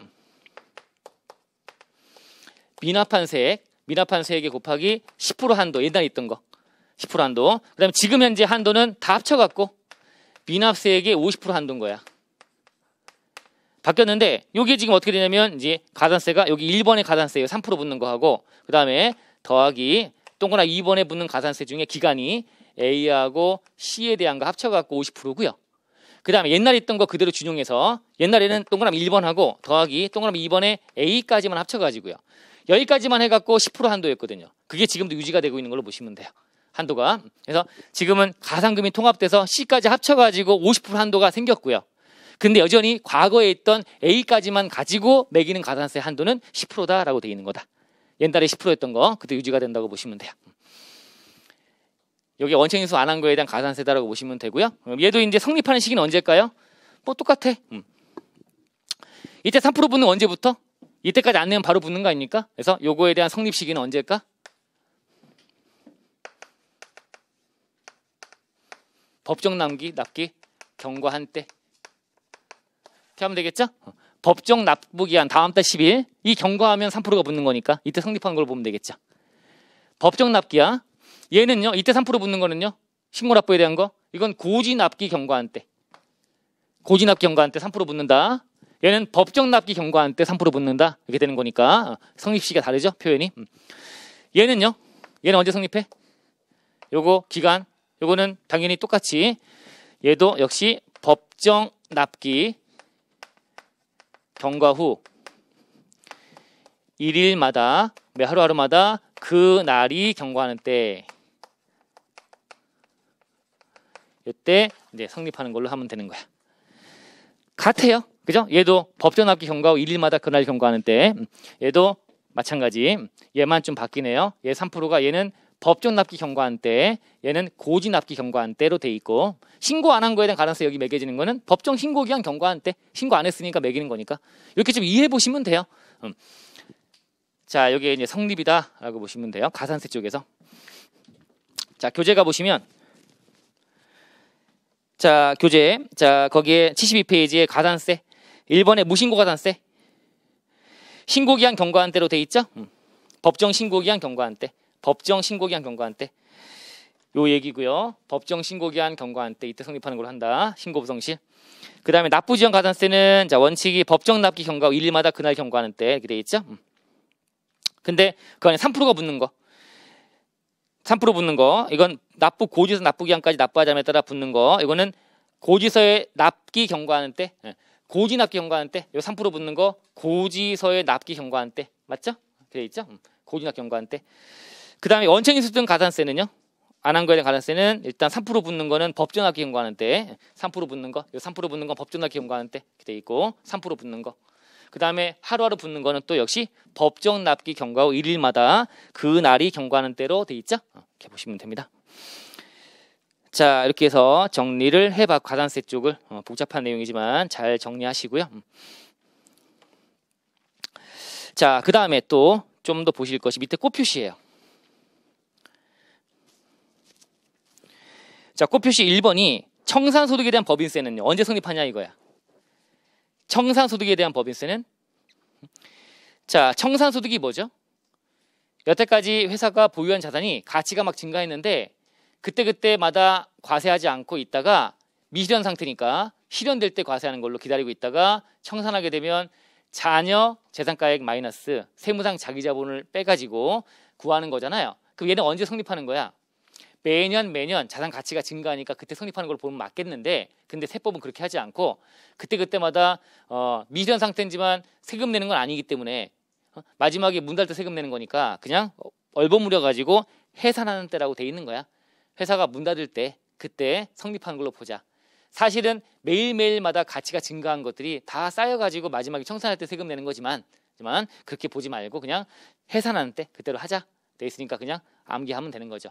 해산하는 때로 정리해 놓으시면 돼요. 그 다음에 이제 수입제와 위에 아까 다만해 갖고 나와 있는 거 체크돼 있을 거야. 개별 서비스 옆에 다만. 자, 외국에서 물품이 수입되어 오는데 그게 개별 서비스 과세가 되고 하는 것도 있겠죠? 자, 그런 수입 물품에 대한 개별 서비스라든가 부가가세라든가 이런 것들 언제냐면 맨 밑에 수입 신고하는 때로 돼 있죠? 그것도 암기하시면 되는 거야. 수입 신고하는 때. 수입 신고하는 때 이때가 성립식이다라고 돼 있다라고 보시면 되고요. 자, 외국에서 물품이 수입되면 먼저 뭘 해야 되죠? 수입 신고를 먼저 해요. 수입 신고하게 되면 그때 이제 우리 검역하는 어떤 기관에서 그래서 이 수입 물품이 중국산이다라고 한다면 이게 혹시나 검역에서 문제가 되지 않느냐라고 해서 이것저것 확인해 보는 거야. 확인해 본 다음에 수입 이제 인증이 떨어져요. 수입해도 된다. 먹어도 된다. 이제 이건 들어와도 된다라고 하는 거 검토가 끝나면 수입 인증이 떨어지고요. 자, 그거에 대해서 이제 세금이 나오니까 이제 세금은 신고하고 납부하는 절차가 뒤에 이어지게 되겠죠. 그럼 신고하면 확정이 되는 것이고 납부하게 되면 소멸되는 걸로 이어질 거야. 그 전에 수입 신고할 때 그때 성립하는 걸로 보겠다는 거죠, 이제. 자, 그래서 위로 올라가 보시면 개별 서비스 아까 다만 해갖고 수입 물품에 해당하는 경우에는 세관장한테 수입 신고하는 때라고 돼 있지 않습니까, 그죠? 그래서 그것도 얹어서 보시면 되고 힘들어요, 그죠? 외울 게 많다 보니까. 그러나 아직 끝나지 않았죠, 그죠? 그래서 오른쪽 페이지 가 보시면 또 특례가 나와요, 이제. 성립 시기 막 봤는데 이런 시기에 불구하고 특례다. 이건 다 일반적으로 기간과세국세에 대해서 나오는 특례야. 특례. 자, 이거 들어보시면 돼요.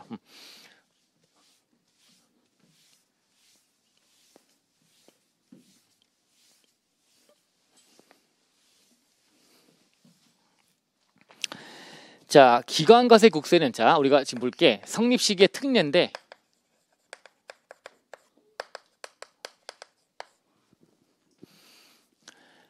자, 기간과세국세는 언제 성립하는 거죠? 법인세다, 소득세다 이런 것들은 기간이 끝난 데 성립하는 거잖아요. 자, 만약에 이게 소득세다라고 한다면 1월 1일부터 10월 말까지가 과세 기간이죠. 이때 성립하는 거잖아. 그리고 이제 신고하면 확정이 되는 것이고 이게 소멸되고 흘러가겠죠. 자, 근데 문제는 이 특례는 다 뭐냐면 성립을 이때 하는데 그 전에 원청인수든 뭐든 납부가 돼버리는 거야. 세금이 성립하기도 전에 납부한다는 게 말이 됩니까? 성립 확정 소멸되는데 소멸을 먼저 해버리는 거야. 성립도 되기 전에. 저 문제가 있잖아요. 성립을 이때 하는데 12월 말에 기관과세국세. 근데 그 전에 먼저 납부를 해버리니 소멸이 먼저 돼버린다. 그러면 소멸되기 전의 날짜로 뭔가 땡겨가지고 성립 시기를 만들어줄 필요가 있지 않느냐. 이게 특례인 거야. 이게 별거 아닌 거야. 성립하기 전에 먼저 납부하는 거. 이게 뭐가 있어요? 첫 번째가 원천 징수하는 소득세, 법인세가 있겠죠. 원천 징수하는 거야. 원천 징수하는 소득세, 법인세. 이거는 이제 납부가 돼버리잖아. 지금 이 원천 징수 언제예요? 다음 달 10일까지 납부하면 끝나는 거 아닙니까? 그럼 이게 3월 달이면 4월 10일 날 돼서 납부돼 버렸는데 성립은 12월 말에 한대. 웃긴 거잖아. 소멸이 먼저 돼버렸는데 냈으니까 세금을. 그래서 성립 시기는 땡겨가지고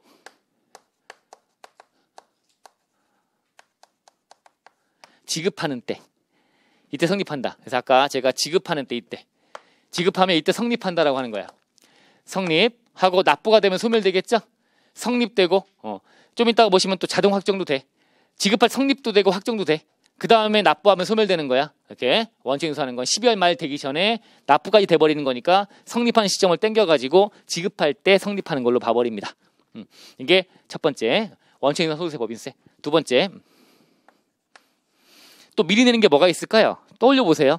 세금을 미리 내는 거. 연말에서 다음 연도에 내는 것이 아니라 연도 중에 미리 내는 거. 납세 조합이 나오죠.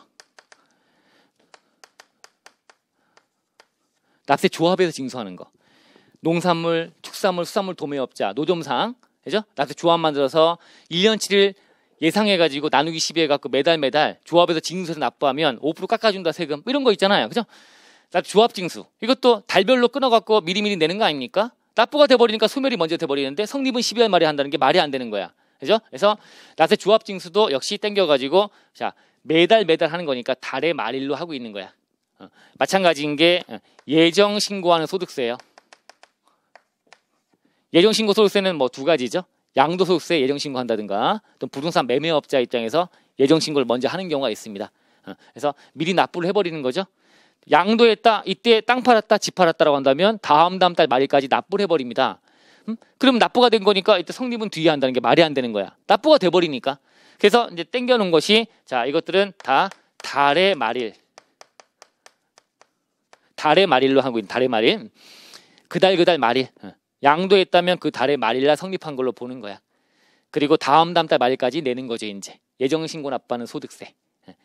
납세 조합징수는 매달 해가지고 다음 달 10일까지 납부하고 있고요.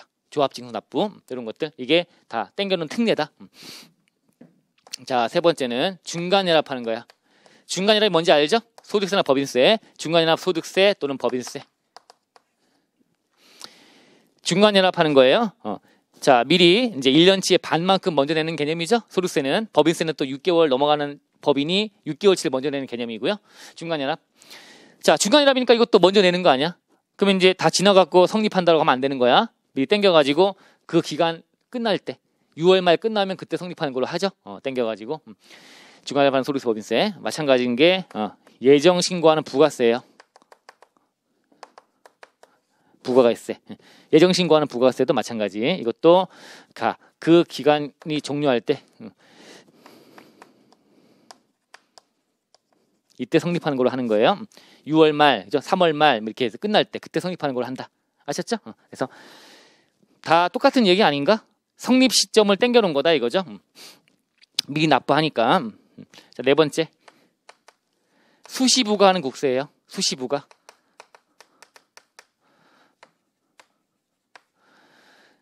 수시 뜻대로 부과하는 거잖아. 미리미리. 그죠? 수시 뜻대로. 왜? 조세 포탈 우려가 있으니까. 세금 포탈 될까봐. 또는 외국군에 군납한다든가 이런 사유를 만족하면 수시 부과하는 국세, 법인세라는 소득세. 자, 수시 뜻대로 부과해버리니까 이때 성립한다 기다리고 있었는데 이때 수시 부과해서 납부가 돼버리니까 성립을 땡겨가지고 그 수시 부과 사유가 발생한 때 이렇게 돼 있는 거죠.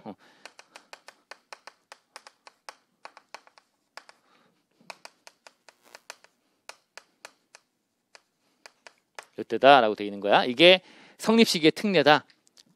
자, 이해 한번 해보시면 되는 거야. 아, 세금을 미리 내는 것들이구나. 기간과세 국세는 기간이 끝날 때 성립하는 건데 그 전에 납부까지 되는 거니까 성립 시점을 좀 더 빠른 날짜로 땡겨놓은 것 불가하다. 자, 그게 이제 교재 박스, 성립시기 특례 박스 오른쪽 페이지 상단 원천인수, 납세 조합, 뭐 예정신고 소득세, 중간연합 소득세 법인세, 예정신고하는 부가세 이렇게 들어가 있죠. 다 적어드린 거니까 그렇게 해서 암기하시는 걸로 하시면 될 것 같습니다. 자, 그다음 밑에 이제 확정이라는 게 나오죠. 성립시기 특례까지 봐서 성립시기에 대한 얘기 다 봤습니다. 기간과세국세, 상속세, 증여세, 그다음에 인지세 뭐 이거 다 작성한 때 이렇게 돼 있고 다 봤던 것들 암기를 좀 하셔야 되는 사항이고, 자, 성립했고 그다음에 확정이 되는 사항인데 확정은 지금 적어놓은 대로 이렇게 하시면 되는 거야. 그죠? 거기에 이제 정리가 된 것이 교재 중간이죠. 73페이지. 자, 됐고요.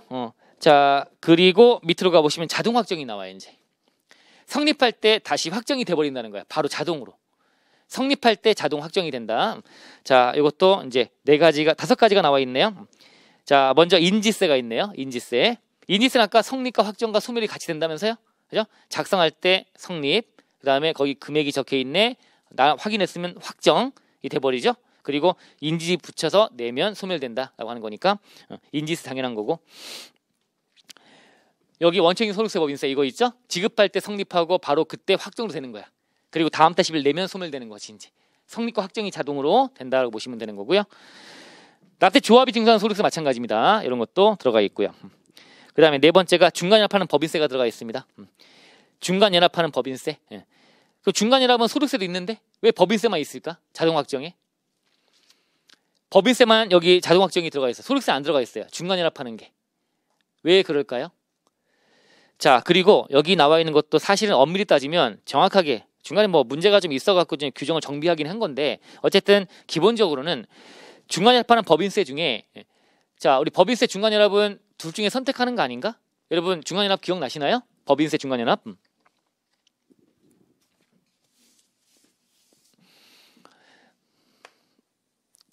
자, 사업연도가 그냥 12월 말에 끝난다고 치면 이때 1월 1일부터 이때 12월 30일까지 이때 1년치에 대한 나온 세금이 3월 말까지 신고납부했을 거고요. 자, 그 다음에 이제 사업연도가 6개월 초과하는 법이니까 중간연합해. 그래서 1월 1일부터 이때 6월 30일까지 이걸 가지고 이제 8월 이제 31일까지 이때까지 중간연합을 하는 거 아닙니까? 2개월에 하는 거니까 이때 할 때 방법은 일단 첫 번째 방법이 직전기 1년치에 대해서 12개월이니까 12분의 6을 해가지고 직전기 기준으로 내는 방법이 있고요. 또 요걸 통해서 중간 기간 가결산 해가지고 6개월치를 요걸로 내는 방법이 있고, 요 방법 두 개 중에 선택하는 게 법인세야. 그죠? 선택하는 거야.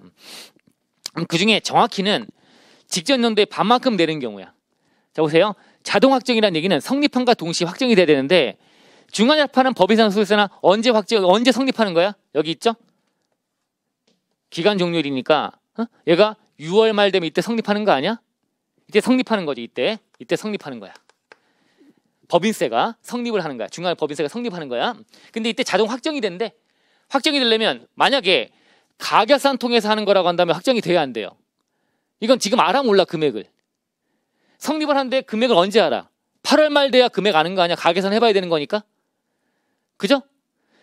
일반 정규 법인세가 12월 말에 끝나면 언제까지 신고 납부하는 거야? 3월 말까지 하는 거 아닙니까? 성립은 12월 말이고 확정은 신고해봐야 금액을 하니까 확정이 이때 되는 거 아니야? 자동 확정이 아니잖아 일반. 그죠? 근데 얘가 직전기가의 반을 낸다면 어차피 직전기 반을 낸다면 이때 성립할 때 금액을 알아 몰라? 알죠? 3월 말에 신고한 법인세가 1,000만 원이면 곱하기 12분의 6 하면 500만 원인 거 알잖아요. 직전기가의 반을 낼 때 그때 성립과 동시에 확정이 되는 걸로 보는 게 맞아. 그러니까 정확히는 그것만 들어간 게 맞아. 그게 아닌 경우는 이때 가야 금액을 아는 거야. 그죠? 그러니까 그건 자동 확정이라고 볼 수 없는 거야. 아시겠죠? 그래서 법인세는 이렇게 직전기의 반을 내든가 내가 알아서 선택하는 거야. 가계산하든가 직전기의 반을 내든가. 소득세는요. 원칙이 직전기의 반을 날라와요. 날라온 걸 내면 되는 거야. 직전 연도의 반을 내라고 날라오면 내면 되는 거고 내가 일정 요건을 만족하면 신고도 할 수 있는 게 소득세야. 그러면 원래 소득세나 법인세는 확정권자가 누구죠? 원래? 신고납부 세목이니까. 납세자가 확정권자인데 근데 날라온 거대로 내면 그거는 과세관청이 날라온 걸 내는 거니까 내가 확정시킨 게 아니지 않습니까? 그리고 만약에 내가 가결산을 한다면요. 그러면 금액은 뒤에 11월 달 돼서 소득세는 12월 달이니까 11월 달 그때 아는 거니까 확정이라고 볼 수 없는 거지. 그러니까 소득세는 자동 확정이 될 수가 없는 거야. 날라온 거대로 내는 경우와 아니면 내가 신고를 하는 경우라면 가계산하는 거니까 이때 금액을 몰라. 6월 말에. 근데 이제 법인세에서만 법인세는 확정권자가 법인이고 법인이 확정을 짓는데 법인이 알아서 신고할 때 이때 6개월치, 1년치의 반을 계산해서 내는 거라면 이때 당시 금액도 알지 않느냐. 그러니까 이때 확정이 되는 걸로 보는 게 맞다는 거야. 그래서 들어가 있는 거는 중간 연합하는 법인세만 들어가 있는 걸로 보시면 돼요. 소득세는 직전기의 반만큼을 내가 신고하는 것이 아니라 날라오면 내면 되는 거니까 내가 확정시킨 게 아니지 않습니까? 그러니까 자동 확정이라고 보지 않는 거야. 약간 의미가 이해해 본다면 그런 건데 결론적으로는 여기 자동 확정에는 뭐만 들어간다? 중간연합하는 법인세만 들어간다는 거야. 소득세는 들어가면 안 되는 거야. 아셨죠? 그걸 더 보여주는 것이 가로 열고 뭐예요? 중간연합하는 법인세인데도 불구하고 가로 열고 세법에 따라 정부가 조사 결정하는 경우는 제외. 왜? 이때 직전기의 반만큼을 내가 냈다라고 하더라도 정부가 세액을 조사 결정한다면 금액이 달라진다는 얘기는 이때 확정이 안 된 거잖아요. 다시 조사해갖고 야 금액이 잘못됐다라고 해서 조사 결정하는 경우니까 이런 경우라면 확정이 된다고 볼 수 없겠죠. 그러니까 그런 경우 제외한다고 들어가 있는 거야. 그래서 결론은 언제만 확정된다? 법인세에서 직전 연도치의 반을 내는 경우에 그때만 이때 금액 반을 이때 금액도 아니까 성립과 동시에 자동 확정된다고 보는 게 맞다는 거죠. 그때만 그런 거라고 보시면 되는 거야. 그 다음에 마지막 5번이 납부지원 가산세 및 원천인수 납부지원 가산세라고 들어가 있네요. 자, 요거 자동 확정이 된대. 자, 보세요. 자, 확정이라고 하는 거는 고지를 띄우면 확정이 되는 거야. 그 얘가 이제 신고도 안 했어요. 납부도 안 했네. 그래서 이제 이때 고지서 날라와. 이 고지서에는 이 가산세가 적혀 있을 거야. 그래서 이 A라는 기간에 대한 가산세는요. 이때 고지하면 이때 확정이 돼요. 고지할 때 확정이 되는 거야. 성립을 언제 하는데? 신고부성실? 이때 다음날 경과한 때 이때 신고부성실 3월 말 지나면 4월 1일 날 성립. 그 다음에 납부지원 가산세도 A는요. 그날 지날 때마다 하루하루 지나면 확정이 되는 거야. 성립이 되는 거야. 성립이. 법정 납기 경과 후 1일마다 그날 경과하는 때 성립했다가 확정은 이때 고지 띄우면 이때 확정이 되는 거잖아요. 고지서 띄우면 그죠? 성립은 그때 했다가 확정 이때 되는 거야. 확정 이때 확정이 되는 거야. A에 대한 거는. 자, 그런데 이제 이때 납기 지나가지고 이때 붙는 요 3% 붙는 요놈하고 이때 하루하루 붙는 거 있잖아요. 성립 언제 해? 고지 납기 경과한 때 성립하는 거야. 얘는 성립은. 그리고 얘도 하루하루 지나면 그날 경과할 때 성립하는 거야. 성립은 그때 우리 이대로 성립하면 되는 거야. 확정은요. 확정을 지으려면 어떻게 해야 돼? 이제 확정을 지으려면 얘가 내일지 언제 낼지 알아. 그러면 과세관청이 금액 알아야 확정이 되는 건데 서로 간에 금액 알아야 되는 거니까 이때 성립은 했고 이거는 A는 이때 지나면 신고부서 성립했고 성립. 그 다음에 납부지원도 이때 A는 성립하고 있잖아요. 이랬다가 이때 고지 띄우면 과세관청에서 야, 너 얘 또 계속 안 내고 있구나. 그럼 이 날짜 정해가지고 이때 고지 띄울 거야. 그럼 과세관청 알았고 고지서 받으면 납세자 알기 때문에 이거 받으면 서로 간에 금액을 아니까 확정된 거야. A는 끝났어. 근데 이 B 지나고 B는 안 매기니까 C. 이 C에 대한 거는 성립은 이때 또 이때 3%만큼 매기는 것도 이때 지나면 이때 성립하는 건 맞아. 맞는데 확정은요. 확정은 세무서가 고지를 띄워야 되는데 그러려면 어떻게 해야 돼? 매일 너 오늘 낼래? 내일 낼래? 다음날 매일매일 고지 띄워야 되는 거야. 그런 문제가 발생하는 거야. 그래야 확정이 되는 거죠.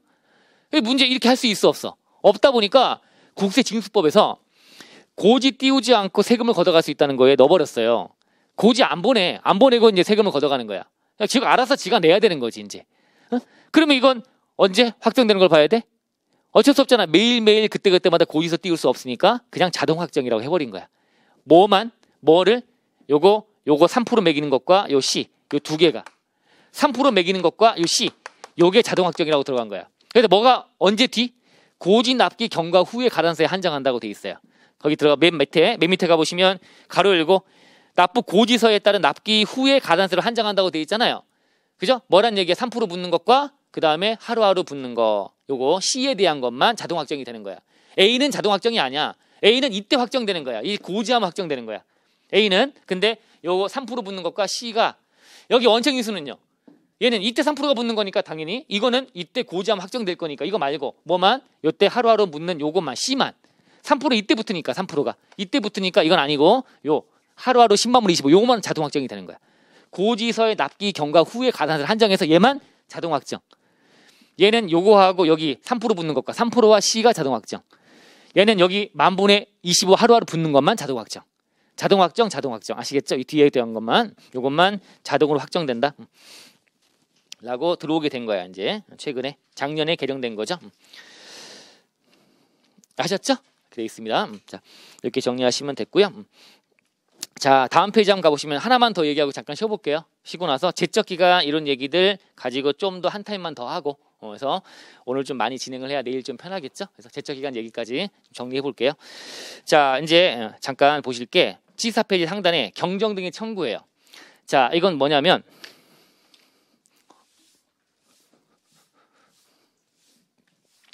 이게 이제 우리 나중에 수정신고에도 나오고 하기 때문에 이 표현을 아셔야 돼. 이제 어쩔 수 없어. 이거 이제 나중에 세무사 공부를 하시면 이제 세법학이라는 과목에서 정말 중요하게 다룰 주제고요. 회계사 준비하시면 사실은 뭐 세부적인 내용은 몰라도 되는 건데 이게 1차 시험용으로 지문에 들어가니까 어쩔 수 없이. 자, 무슨 얘기냐면, 자, 이게 제목은 뭐냐면 확정 납세무가 있어요. 이제 확정이 된 거야. 확정 납세무에 이제 이게 변경이 된다는 거야. 확정 납세무가 변경된다는 거야. 이제 변경되면 어떻게 할 거냐라고 하는 거야. 확정 납세무가 변경되면, 자, 이때 이제 당초에 처음으로 확정이 된 거야. 세금이 성립했고 확정이 됐던 거죠. 확정. 자, 이 확정이 이제 신고로 확정이 되는 경우도 있을 거고요. 신고 안 하면 과세관청이 결정하는 경우도 있을 거야. 신고나 결정을 통해 확정이 된 거야. 결정이 뭔지 알죠? 결정은 아까 경정과 차이 나는 게 최초로 확정 짓는 게 결정이었어. 근데 잘못됐다고 고치는 건 경정이었고, 결정, 경정, 그죠? 자, 그러면 최초에 신고했거나 결정했어요. 그래서 확정이 된 상태였어. 이게 금액이 예를 들면 50이다라고 해서 이제 당초 확정이 됐던 거지. 예. 그랬는데 얘가 이때 가서 이제 수정 신고를 하거나 알아서 지가 수정 신고하거나 아니면 경정을 하거나, 그래서 이게 변경해서 확정된 거야. 변경이 돼버린 거지. 자, 그럼 이게 증액이 되고 감액이 되고 하는 변경이 발생했을 때, 예를 들면 이게 더하기 30이다 이렇게 된 거야. 50이 납세무가 확정된 거였는데 알고 보니까 80이 맞네 라고 해서 30을 더한 거야. 이랬을 때 이 변경 확정 시기는 이 경정이라고 하는 게, 이 경정이 대표적인 건 경정이 이때 당초 확정 납세무에 어떤 영향을 미치지라고 하는 게 이 효력이라고 하는 거야. 변경됐을 때 이 납세무에 대한 어떤 효력을 미치지라고 하는 거예요. 처음에 신고해서 또는 결정해서 50이라는 납세무가 있었어. 근데 나중에 수정신고 자발적으로 하든가 아니면 얘가 경정을 해가지고요. 그래서 30만큼 증액이라는 게 발생했어. 만약에. 그러면 이걸 어떻게 바라볼 거냐라고 하는 거야. 이 납세무에 대해서. 자, 이게 세 가지 학설이 존재하는데, 자, 처음 학설은, 자, 이때 30만큼 증액이 되는 거는 이때 신고했던 거, 결정했던 건 없었던 게 돼버리는 거고, 다시 80이라는 걸로 새로운 처분하는 거예요 라고 하는 학설이야. 다시 새롭게 처분하는 거래. 새로운 처분하는 거래. 새롭게 처분하는 거래. 처음에 50이었는데 야, 잘못됐잖아. 30만큼 증액해. 그러면 다시 80으로 새롭게 증액해서 새롭게 처분하는 거다. 새로운 처분이다라고 보는 게 첫 번째. 이게 이른바 이게 처음에 있었고 다시 새롭게 30만큼 증액하는 것이 80이 새롭게 처분하는 걸 보는 거니까 요 놈이 여기에 흡수해 버리는 거죠. 그래서 이게 흡설입니다. 흡설. 학설 중에 참고만 하세요. 이거는 참고하시면 돼요. 흡설. 이런 학설이 첫 번째 학설. 다 써볼게요. 자, 두 번째는 얘가 처음에 50이었다가 30만큼 증액하는 거는 이때 뭔가 있는 것이 아니라 처음에 50이었던 걸 다시 80으로 변경하는 거다. 변경 처분이다라고 보는 게 이게 두 번째 학설이에요. 이럴 수 있겠죠? 얘가 80이 됐다. 아니 처음부터 80이었던 거야가 되는 이게 두 번째 학설. 이거는 이렇게 시간의 흐름이 흘러가는데 반대로 거슬러 올라가는 거니까 역으로 흡수된다. 역흡설이라고 불러요. 역흡설 이렇게 부르는 거야. 자, 이런 것도 있겠죠. 근데 자, 50은 50이고 30은 30이야. 두 가지가 같이 존재하는 거야. 이렇게 보는 학설. 이게 이제 이른바 병존설이라고 하는 거야. 병존설. 세 가지 학설이 존재해요. 자, 이 세 가지 학설 중에 자, 우리 국기법은 어떤 입장을 받아들이고 있느냐라고 하는 건데, 자, 잠깐 한번 생각해 보시면, 자, 이 50이라는 납세무에 대해서 만약에 얘가 세금을 못 내 가지고요, 압류 걸고 그 전에 고지도 했고 독촉했고 압류 걸고 막 절차가 진행되고 있었어. 과세관청에서 열심히 막 돈 걷어가려고 막 노력하고 있었어. 그랬는데 이건 없었던 거고 새롭게 80으로 처분한 거래. 그러면 과거에 진행됐던 이런 절차는 다 무시되고 다시 새롭게 또 압류 걸고 등의 절차가 또 진행돼야 되는 거잖아요. 그죠? 그러면 내 재산에 압류 같은 거 막 걸고 난리야. 그러면 얘는 어떻게 해버리면 돼? 이거 따르면 수정신고. 죄송해요. 제가 세금 100원만큼 더 낼 게 있는데요. 수정신고를 딱 들어가는 순간 얘는 압류가 해제가 돼야 되고 다시 새롭게 또 진행돼야 되는 그런 절차가 진행되는 거야. 그래서 납세자가 악용할 소지가 커요. 이걸 납세자가 악용하는 거야. 체납처분 절차 진행됐던 거. 자, 그러니까 이게 당초에 있었던 이 확정 납세무에 대해서 체납처분 절차 또는 뭐 불복제도 이런 것들. 불복은 여러분 언제까지 하는 거냐면 불복은 억울하면 90일 내에 불복을 제기해야 돼요. 90일 지나버리면 더 이상 못 다퉈요. 억울하면 빨리빨리 움직여야 돼. 90일 내에. 기간을 무한정 주지 않아요. 90일 내에. 이렇게 흘러가고. 그리고 얘는 불복 절차도 92일 진행되고 또 소멸시효 같은 것도 진행되고 이렇게 쭉 절차가 진행되고 있는데 이건 다 없었던 게 돼버리고 다시 새롭게 하는 거다라고 하면 이건 악용의 소지가 크다 일단. 그리고 과세관청 행정 안정성을 저해하는 거지. 과세관청이 열심히 움직였는데 이게 그냥 허사로 돌아가는 거 아닙니까? 물거품 돼버리는 거야. 열심히 움직였는데 불구하고 헛수고했네가 돼버리는 거니까 이런 게 문제가 있던 거야. 반대로 요거는요. 어떤 문제가 있을까요? 50이라는 납세무에 대해서 90일 지나버리면 더 이상 못 다툰다. 그래서 지나버린 상태야. 근데 갑자기 80으로 징역이 됐어요. 그러면 이미 90일 지나갖고 못 다툰다 라고 하고 있는데 근데 갑자기 이게 80으로 바뀌었네? 여전히 못 다퉈. 처음부터 80이었던 걸 바꾸면 90일 지나버렸으니까. 그죠? 이만큼 권리 침해 소지가 큰 거야. 50에 대해서 90일 지나가지고 더 이상 다투고 싶었는데 못 다툰다. 근데 뭐 50이니까 넘어가야지 이러고 있었는데 갑자기 세금이 30이 더 증액돼서 80이 네 세금이야. 이건 억울한 거 투성이야. 30만큼 증액한 게. 다퉈보려고 했더니 이미 지났다고 못 다툰대. 90일 지나버렸으니까. 이거에 대해서 계속 연속되는 거니까. 이것만 존재하는 거니까. 이건 새로운 어떤 처분이 아니고 이런 납세자한테 불리한 문제가 발생하더라. 자, 세 번째 거는요. 이거는 50이고 이건 30이니까 이때 절차 진행된 건 다 인정이 되는 거니까 얼마나 좋아요?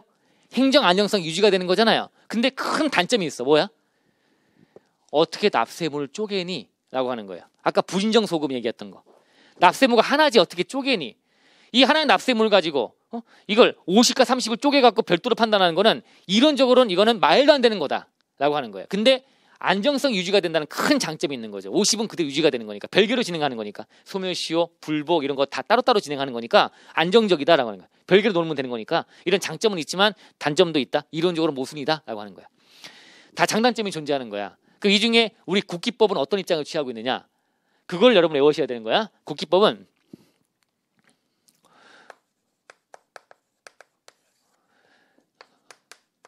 이제 징액경정. 세금이 더하기 30 되는 거야. 징액도 되고 감액도 될 수 있겠죠?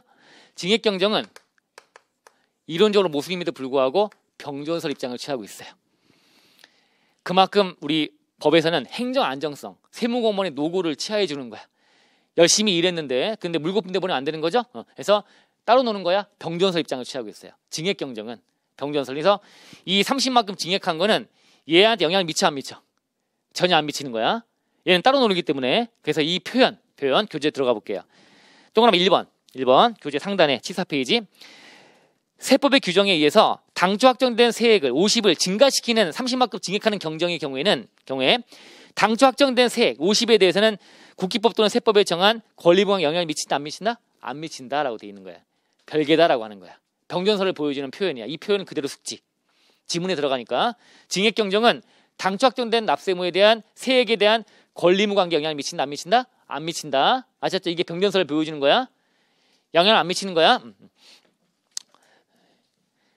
얘 영향을 미쳐 안 미쳐? 첫 번째 거. 없었던 거다라고 봐버리니까 영향 미치잖아. 얘는 50이 80 된 거는 영향 미치잖아. 안 미치는 게 이거밖에 없는 거잖아. 50 그대로 유지가 되는 거. 병존설 입장을 보이고 있다는 거야. 병존설. 자, 근데 이제 반대로 감액은요. 감액 경정. 자, 이 중에 납세자 때 불이익이 가해질까봐 못하는 게 이거야. 자, 이론적으로 모순이 있대 이게. 납세무가 어떻게 쪼개지냐 하나다라고 하는 게 맞는데 또 불구하고 징액 경정은 따로 노는 거야라고 했다면 반대로 감액 경정은 이건 싫은 거야 이제. 감액경정은 납세물 쪼갠다는 것 자체가 싫었는데 어쩔 수 없으니까 했던 거야. 근데 감액경정은 세금이 줄어드는 거니까 50이었는데 이게 마이너스 10이 된 거야 이제. 그러면 처음부터 얼마였던 걸로 40인 걸로 바꿔치기 하는 거야. 세금이 줄었어요, 늘었어요? 줄었잖아요. 응? 그럼 이거는 불이익을 줄 리가 없잖아. 이걸 가고 싶은 거야. 그죠? 이거는 악용의 소지가 있으니까 안 되는 거고, 이미 진행된 거에 대해서. 자, 그래서 요걸로 간 거에서 이른바 역급소 입장을 취하는 거야. 감액경정은 학설 중에 역급설. 그럼 뭐라고 표현되어 있을까요? 이걸 50을 40으로 바꿔치기 하는 거래. 마이너스 10은 감액하는 거는 이거. 그러면 50이었다가 45로 바꿔치기만 된 거잖아. 그러면 40이라는 금액에 영향이 있을 수 없어. 10만큼 감액되는 거 외에 나머지 40은 그대로 유지가 되는 거고 10만큼만 줄어드는 거잖아. 그 뭐라고 표현되어 있을까? 감액경정은 보세요. 세법의 규정에 의해서 당적된 세액을 감수시킨 경정이 있는 경우에도 그 경정에 의해서 감소된 마이너스 10 외의 세액 40에는 영향을 미치지 않는다. 감소되는 세액 외의 세액 별표. 감소되는 세액 외의 세액. 외의 세액에 관해서는 권리무관계 영향을 미치지 않는다. 이해하시겠죠? 이게 역급설의 표현이다. 감소되는 마이너스 10 빼고 나머지 40만큼 원래 있던 40은 영향을 미치지 않는다. 40이 그대로 유지가 되는 거다. 10은 그냥 얘를 50을 10만큼 마이너스하는 것 뿐이다. 역급설. 아시겠죠? 이런 입장을 보이고 있다. 이 표현들을 시험에 나오니까 표현대로 기억하시면 될 것 같아요. 그리고 이제 세무사 시험을 준비하시는 분들이라면 여기서 이제 좀 더 알파로 얹어지는 것들을 나중에 세법학 할 때 공부하시면 되고, 뭐 심화반 들으셨다면 또 들어보신 분들이 분명히 있으실 거고요. 그래서 그런 건 지금 기억 안 나도 나중에 하면 되는 거니까 얼추 이렇게 느낌만 가져오시고 1차용으로 해놓으시면 될 것 같아요. 자, 됐고 이제 납세금의 소멸 나옵니다. 소멸. 제적기간과 소멸시효라고 하는 게 되게 중요한데 그 개념 잡고 세부적인 내용 좀 보고 한 타임 정도 더 진행하는 걸로 해볼게요. 잠깐 쉬었다가 소멸 보도록 하겠습니다. 예.